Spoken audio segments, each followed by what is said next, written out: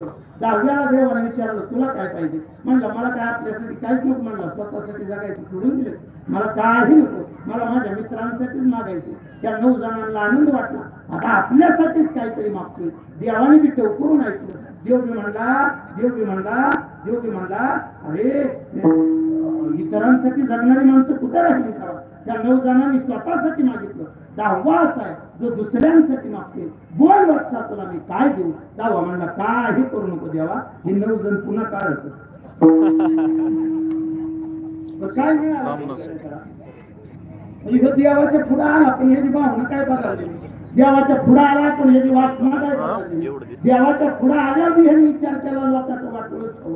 बसलाय तुम्ही कल्पतरूच्या घरात, बसलाय तुम्ही कल्पतरूच्या झाडाखाली, पण तुमच्या मनात नेमकं काय येते त्याच्यावर बऱ्याच गोष्टी अवलंबून आहे. माझं बोलणं आधार तरी वाटेल. एक वाटसरू पळत आला आणि पळत आल्यानंतर तो वाटसरू कल्पतरूच्या झाडाखाली बसला. माहिती नाही त्याला आपण कल्पतरूच्या झाडाखाली बसतोय.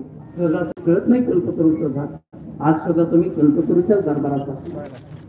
किती जणांना विश्वास आहे ज्याचा त्याचा प्रश्न, किती जणांना पटलंय ज्याचा त्याचा प्रश्न. पण माझं स्वतःचं स्पष्ट मत आहे गड्या, बाळूमामाचा दरबार हे सुद्धा कल्पतरूच्या झाडासारखाच आहे. त्या दरबारात एका हाताने द्याल तर 10 हाताने परत मिळत असते. या दरबारात एका हाताने मदत केली तर 10 हातांची परत मिळत असती. त्या दरबारात दिलेला धान्याचा एक कण सुद्धा तो बाळू धनगर वाया जाऊन देत नाही.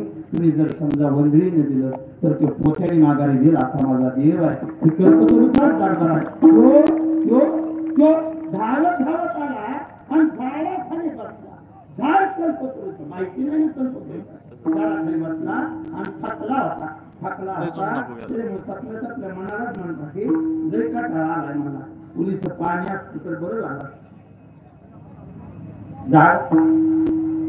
झाड कसं